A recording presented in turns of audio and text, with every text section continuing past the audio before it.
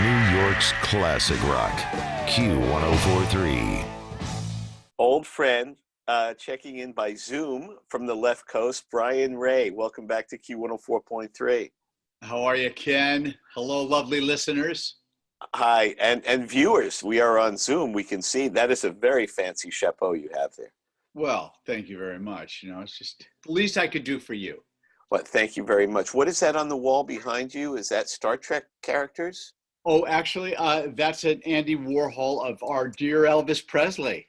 Oh, okay. Okay, gotcha. I'm in my home studio, and you As can see very some nice. of my speakers and my computer. You can see some of my amplifiers and other goodies. Yeah, and me. Okay. You want to? I'll do a little tour. Okay, I'll good. see if this works. I'm sitting at my board. I got the Avalon mic pre, which is my goddess. Very nice. My monitors. Yeah. Nice little one knob for my Right. output.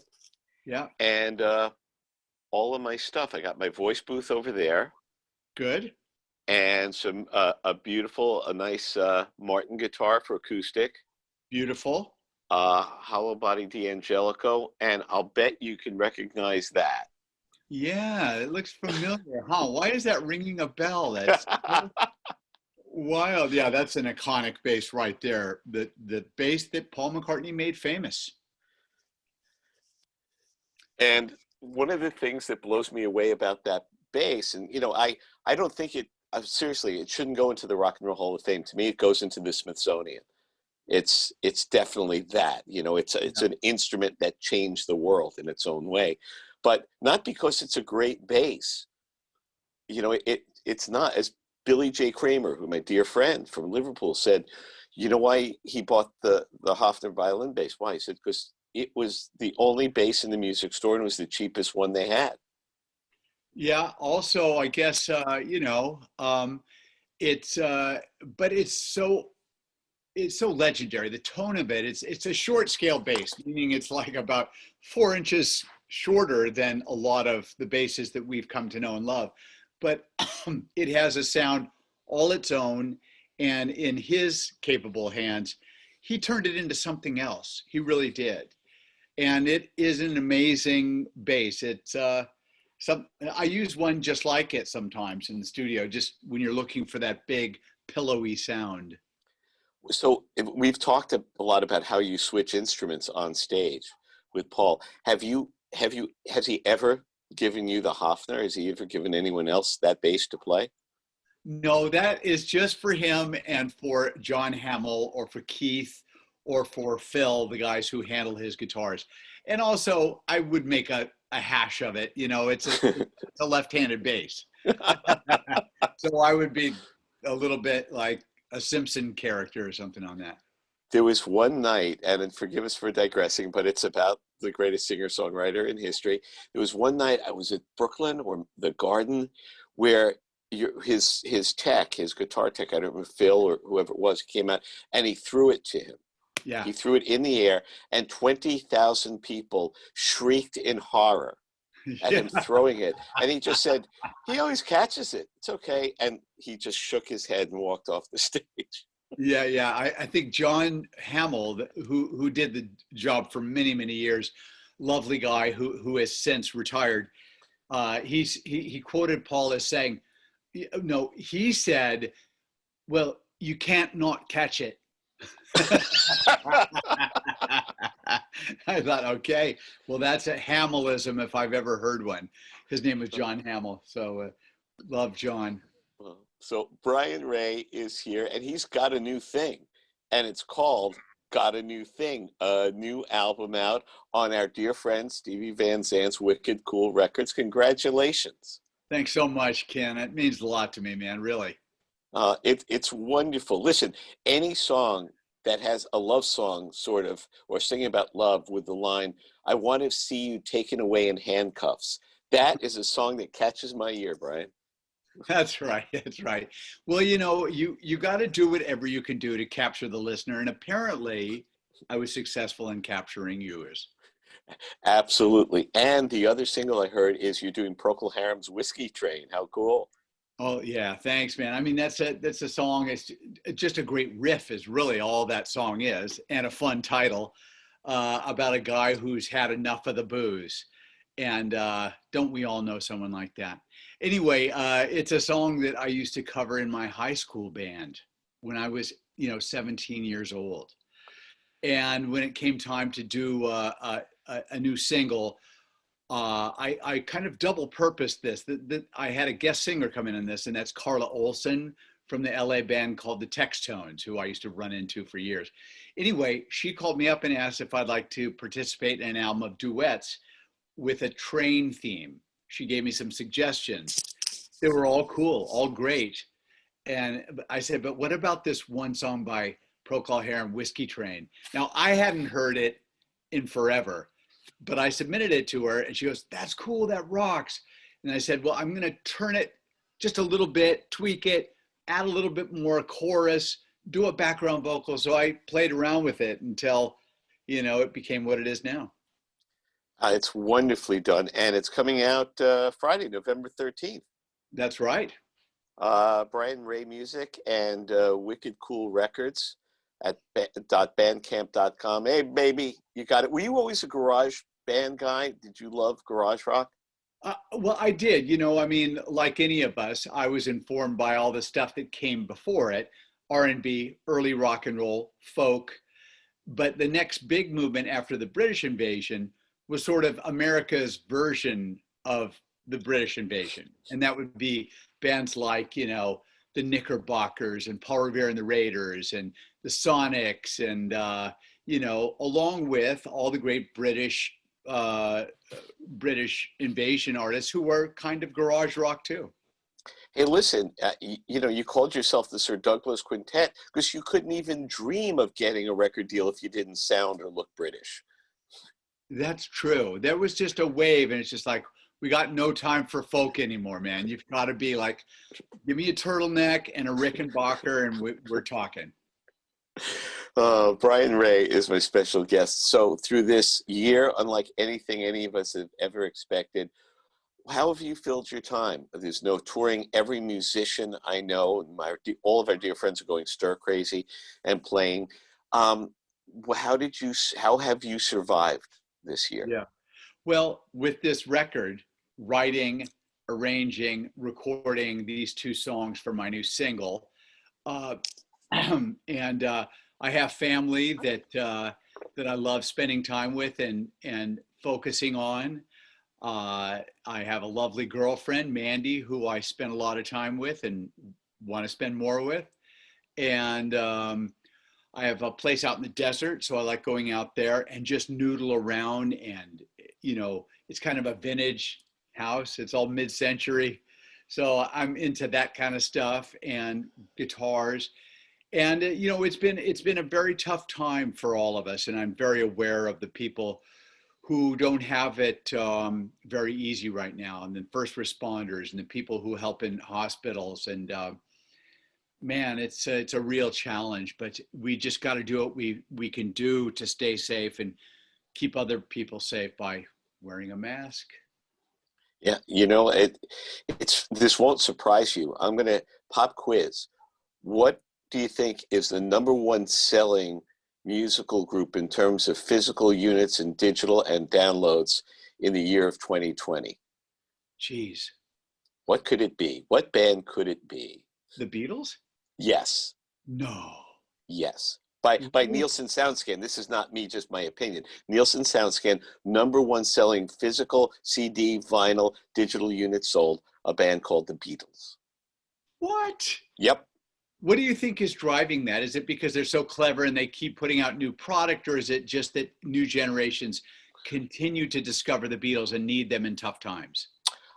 Well, A, very smart to keep putting out new product and remixes, but B, Brian, just what you said. I was working from home for 6 months, and now I'm back at the studio. Maybe I'll be back working from here again as the pandemic numbers spread. I don't know. But whereas Breakfast with the Beatles would usually get like 20 to 30 email requests a week and phone calls, I average, when this started, 80 to 100 requests a week.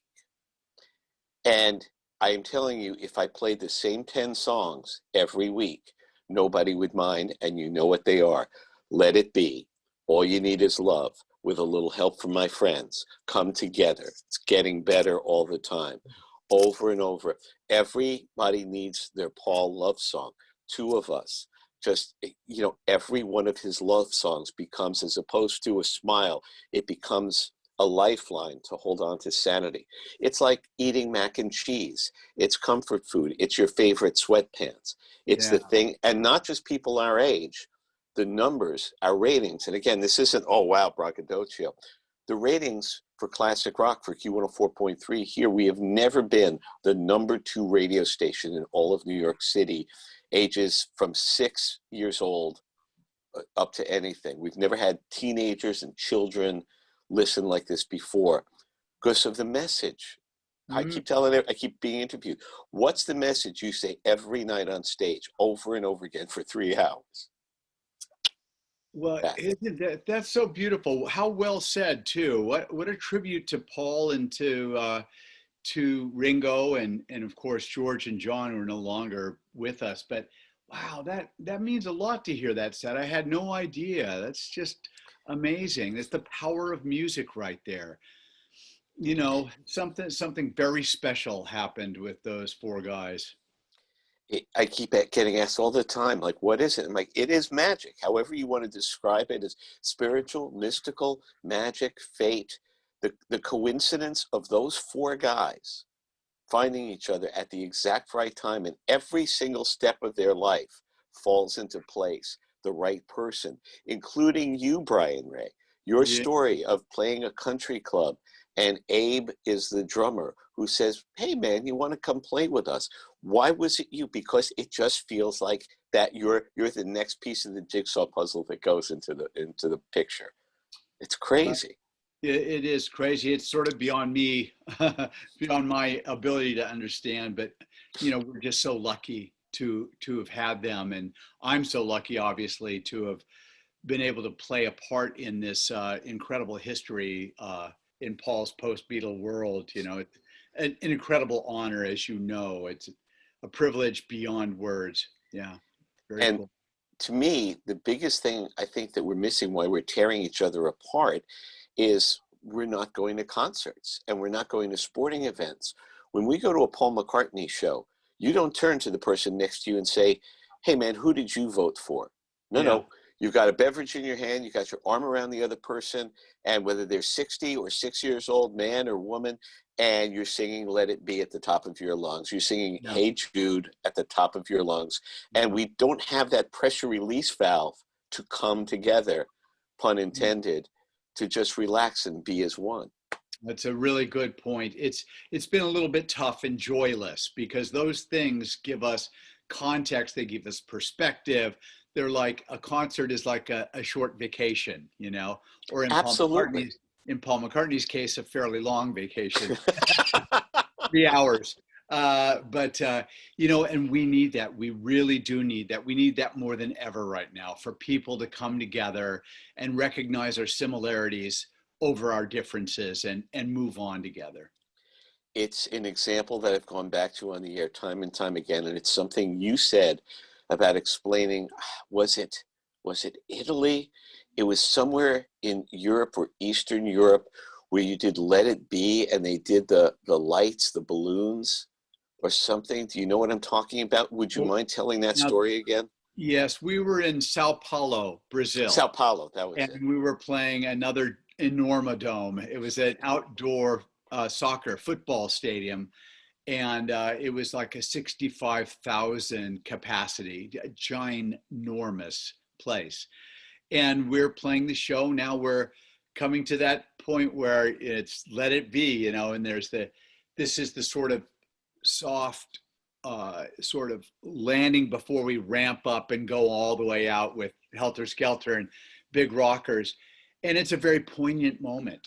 And we all always get touched by it. And Paul is never just phoning it in. Paul is always into it, no matter who we're playing for, no matter what night of the week it is, no matter how he feels otherwise, he's present for that. And that makes us all present for it. But anyway, this one night, we're just into it, and probably my head's back, and then I open my eyes and look out there, and there are 60,000 white balloons in people's hands, appeared out of nowhere. And then they all let go, and 60,000 balloons float up into the air in the stadium. And we all I just started crying. You have to. You'd be inhuman if it didn't get you. I'm tearing up just thinking about the image.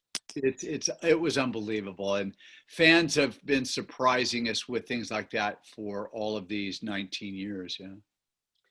I mean, that's what this music, that's why you get a million requests for Let It Be. That's why we need to come together over and over again. It calms your heart. It soothes your soul. They touched on so much. It's unbelievable. Brian Ray, my guest, once again, new songs coming out Friday, November 13th. So they're out now. They're out now. Yep. You can get them if you were to go to brianray.com. You can get a signed or unsigned vinyl copy. Ooh, nice. Wicked Cool's Bandcamp page, where they have signed vinyl as well and other goodies. But yeah, man, I'm just so happy to be inspired and in love with music. I'm living the life that I wanted when I was a little kid, and I continue to be overjoyed with the opportunity. And this is just a result of that. Writing a song, it's a gift. It's something to share. It's what you say. It's a communication. Oh, from the heart. It's from your heart. That's what we get to share, your art to me, and we feel it and hear it viscerally. I assume it's probably no surprise to you that the boss is releasing McCartney 3, that while he's in England, while he's at the farm, just happened to make another album. Yeah, it was great. I got a text from him about 3 weeks ago, something like that. And it just very casual. Hey, Brian, I just wanted you to know that I was in lockdown and I recorded a new album and it's coming out soon, McCartney 3. Love you, man. And I was like, wow. Why would we be surprised? Paul doesn't require other people to make an album. I mean, look at McCartney 1, look at McCartney. So we all love the sound of Paul accompanying Paul on a record. And I very much look forward to hearing it. I'm again, inspired by him. There's a story again, and I've used your story and corrected it because they get lost in the details in the retelling. Was there, I think you told me that you were sitting in the lounge, perhaps at JFK, and he was looking over the itinerary or something and just started humming a song or a melody and singing something, and you asked him, what is that? And he didn't know. Am I refreshing your memory at all? Does this seem familiar? Well, I may have told a story like that. It's just that he's always whistling or humming a song, always, or snapping his fingers. And I think it's contagious because when I go on a walk now, here in COVID times, when I'm out on a walk, I'm always snapping my fingers. It's like, what's going on here? But yeah, he's just a guy who lives, breathes, and walks and talks music. It's just a part of him, like air. For whatever reason, he lent an open fire hydrant to the muse, however it was, just gushes. People who get to have that one hit and spend the rest of their life trying to come up with something almost as good. And these two kids with no training being banged around in the back of a van, going from Blackpool to Wales and back to Liverpool for a late show, knock out 6 songs, just singing to each other. And they're all hits. Yeah, it's remarkable. And, I've always thought about this too, Ken. I think about the time that John and Paul lived through before they started writing their hits, when they were more of a cover band and they were just starting to write. Well, they both had lost their moms, and being sort of like, tough Liverpool guys, chin up, tight lips, and no hugs, no handshakes, no smiles, none of that stuff. That's no way. But they found a way to commiserate over their shared pain and may not have ever even really acknowledged it or talked about their shared pain, but boy, did it come out in the music. And I think that that's one of the reasons that we all, this is just my own theory, that we all are so touched because there was something unsaid that was being communicated in their songwriting. Just, the innate sense of what the chordings should be on a song, with maybe not even knowing the name of what a B flat minor is or something, but just knowing what the sound is supposed to be. You know my wife Jane, you've met her. We love music. We could have just won the lottery. If She's Leaving Home comes on, she'll collapse crying in a fetal position. And her mom didn't leave home. It's just the weight of the power of that song, the intimacy of the loss, of the disconnect. She said, how can 20-year-olds hear this song? Same thing with Eleanor Rigby or In My Life. Eleanor Rigby is a song you write when you're 70, not when you're 25. Same for all these other songs. The depth of it is incredible. Yeah, to say nothing of Yesterday, which you wrote when he was what, 20? Yeah. It's like, how many yesterdays do you have, really?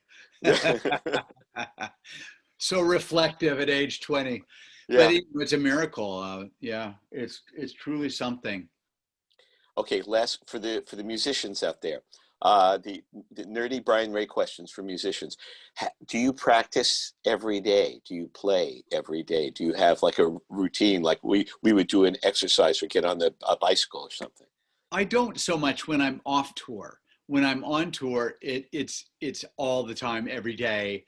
You're playing and you're singing, you're keeping your voice warm, you're going to the gym, you're outdoors walking, you're getting the blood moving, then you're sound checking, and then you eat dinner, and then you warm up a little bit more, and then you play your show, and then you rinse and repeat, so that when you come home, I find myself often just chilling out and going into other things, ride a bicycle, hang out with the kids, hang out with my then 100-year-old aunt and get some pearls of wisdom.